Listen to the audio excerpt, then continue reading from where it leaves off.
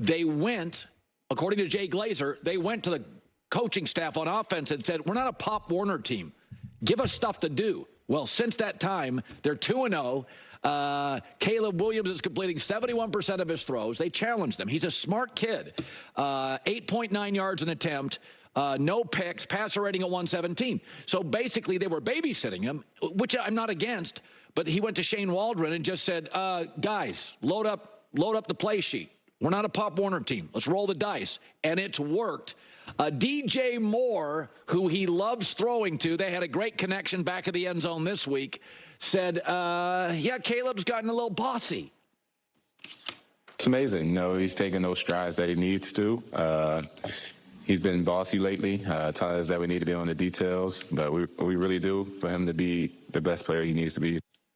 By the way, Caleb Williams, when asked about the comments from DJ Moore saying he was bossy, said, I don't know, he sounds kind of sassy. Leadership, oh, go ahead. Play the bite. I want to hear it. People you have to talk very.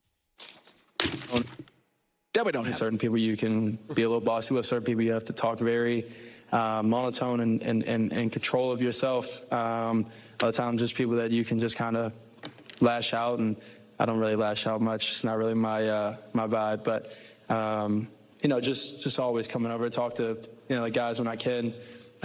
Growing up a little bit, being able to go over and talk to them, understand how and what they need to hear, and then from there, moving on.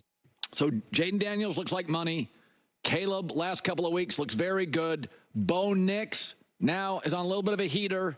Looks like we got 3 quarterbacks as rookies, and they're working. That's good for all of us. Better the quarterback play, better the TV product, better the league. We talked about this.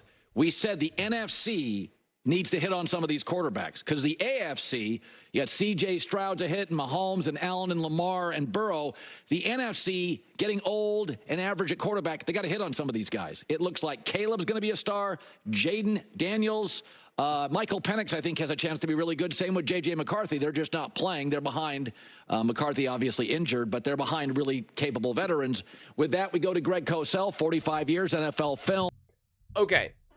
This is, I found this clip pretty interesting about Caleb, and there's a few things I really want to unpack here that I think really stand out. Not only what Caleb said, but then kind of what Colin was saying. First and foremost, I want to disagree, though, real fast, that they were babying Caleb, and that's why they were struggling. And now that they're not babying him, he's like turned to, that they're playing better. I disagree with that. That is not what shows up on film and what it was. Caleb was just not very comfortable yet. He was missing some throws. There was no run game. The game plan itself was bizarre. They were babying Caleb by having him throw like 50 times or whatever the number was. I forget exactly what it was at this point. Like, that's not babying Caleb. And I understand they're talking about babying him in terms of like the playbook and stuff, but it's still, I disagree with that. That seems like kind of like some revisionist history. They tried to make similar statements about Jordan Love last season. I remember, oh God, I can't think of his name right now. It's completely slipping my mind. He was on First Things First a lot, or not First Things First, on Speak, and now he's on the facility or whatever it's called. The Packers guy, like I said, his name has slipped my mind, and he went on Colin's show, and when he was interviewed, sitting on that chair, saying like, oh yeah, Jordan Love was struggling last year because Matt LaFleur was like babying him and wasn't really opening up the playbook for him. And I was like thinking to myself, is that true? I don't know how true that is. And then Travis O'Shea went through all of it and was like, that's not true at all. Like, he's like, I went through and watched all these games, and like, that's not at all what actually happened. So that's always tough when you get certain information from people. It's not always accurate, or it's misleading, or they're confused. Even if they're an ex-NFL player, like, they don't necessarily always fully understand what the approach is or what it is. And especially a lot of ex-players they're always gamers. They're always like, give me more, I can handle it, let's go. And that's just not always the reality of the situation. I really think that why things are working better for Caleb is, one, the game plan is better. If anything, the game plan now is more simplified. They're giving Caleb less to do. I think it's the actual opposite, which again is a positive. They're taking things off of Caleb's plate, not unlike what they do with other great quarterbacks, right? Lamar Jackson, Patrick Mahomes, so again, this isn't like an insult towards Caleb Williams at all, by no stretch of the imagination. It's what you're supposed to do. It's smart game plans. They're establishing the run. They're getting Caleb easier throws. Finding men in space. Like, it's just it makes more sense, the things that they're doing, and they're not asking him to throw 40 plus times. That is a big part as to why they have turned the corner. But in terms of Caleb being bossy lately, that I actually really love, and not so much him being a boss, him being bossy, but what then he kind of said, where he's like, some people, you talk to different people differently, right? And that is the sign of a really, really smart person, right? Of someone who's, high emotional intelligence, high intelligence, just understanding that you talk to different people differently, that you can't talk to everyone in the same way. Some people, respond well to being barked at, while other people respond more to being more monotone and all of that. And not all people know that. That's the crazy thing. You would think that many leaders, many coaches, especially people that are older and more mature, would understand that, and they fail to. When I reflect on a lot of coaches and players that I played with or for, I'm like, how did these guys not adapt, right? How did they not understand that they can't be the same way with every single person? I've expressed to you guys before, like, I don't respond well to people who are very high intense and yelling, like that style of coaching. It's just not how you get the best out of me personally as an athlete. I can take it, I can endure it, and it's not like I'm like, oh my God, don't yell at me. But it's just like,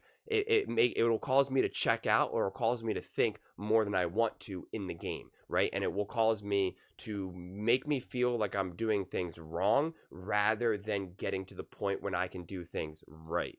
And especially if I make a mistake in game, I've had two different types of coaches, where one coach will just ream you out and be like, oh my God, what are you doing? And now that makes me feel less confident moving forward. Whereas I had other coaches where I remember I dropped a ball and I came into the sidelines and was like, yeah, I went to the coach and I was like, yeah, I lost it. I don't really know what happened. I think I lost it in the lights. And he was just like, yeah, whatever. I don't care. He's like, I know you never do that. Like, I know it won't happen again. It's all good. Like, he just literally was like, yeah, you don't have to explain it. I get it. Like, it just happened. We don't have to make a big deal about it. That was infinitely more empowering for me than I could ever express, than having a coach yell at me and say, what are you doing? You did this, you did that. It's like, because I know I needed to catch that. And it wasn't because of lack of effort or lack of preparation. It was just something that happened. And so a true leader understands that different people need different forms of communication. So hearing that from Caleb as a rookie, I think is awesome, right? Because you have sometimes a lot of these guys who definitely are hyper confident or have a lot of power, which Caleb does. Like, it's weird because he's the quarterback, so he has power, but he's also a rookie. So it's like, it's like he has power but doesn't. Like, it's always a unique situation for especially a first, number one overall pick rookie quarterback. But just him understanding that so early on, because he easily could have came in here and been like, this is how I am, this is the energy that I'm bringing, I bark at people, or I'm bossy, or I'm not bossy, I'm monotone, right? And this is just who I am, and everyone needs to kind of fall in behind. It's like, that's not what good leaders do. So to know that he's adaptable and sensitive to that, which a lot of people have made fun of Caleb for some of his personality, we'll call them traits or whatever. And it's like, you know what? This is a perfect example of being sensitive to the people around you and the emotions of the people around you as to what will make him a better leader. So a lot of people early on in his career were making fun of him for that. They were making fun of him for being emotional, hugging his mom, and doing any of the other things that he did. And it's like, because of those things, he will actually be a better leader. He will actually be able to get the most out of the players around him. He'll be able to communicate with his coaches better and other players better. So it's actually going to end up being a significantly better thing, and it'll be one of his actual legitimate superpowers. So for all the haters out there that were trying to bring him down for having those personality aspects to him, this is a perfect example. I'm so happy that soundbite was isolated, because to me, it can't be understated how important and how valuable that is. because I got news for you. If you've ever been in a locker room, you've ever been on a team, really no matter what sport it is, the first thing you will realize is that they are not uniform. They may all look the same. The coaches try to do that. That's why everybody's supposed to be dressed the same and talk the same, and we all huddle and say the same words. They try to get everyone to be uniform, why we literally wear uniforms. But believe me, everybody is different. Everybody has different personalities. Everybody has different backgrounds. Everybody talks differently, different tastes in music. Like, everything is different, especially on a team of football where it's obviously huge numbers of people, and it matters. So being able to navigate that, understand that, talk to everybody in the locker room matters incredibly deeply. So I think this is an awesome sign to see, and I find it very encouraging. But those are just my thoughts. I'd absolutely love to hear yours. What do you guys all think about Caleb Williams being a leader? Has he turned a corner? Why do you think things have kind of started to feel like they're going more in a positive direction than, say, maybe the first couple of games? Let me know in the comments below. I read every single comment, so whether you agree with me or disagree with me, either way, let's get in some discussions, let's get in some fights, but ultimately, let's just have some fun. And please do consider subscribing. We are building an amazing community here, and I'd absolutely love to see you part of it. I want to build something that we all genuinely feel connected to, something that we're really excited to be part of. I think we're on our way to doing it. Please don't forget to give this video a thumbs up, as it really does help with the visibility and the algorithm. Thank you so much, and see you next time.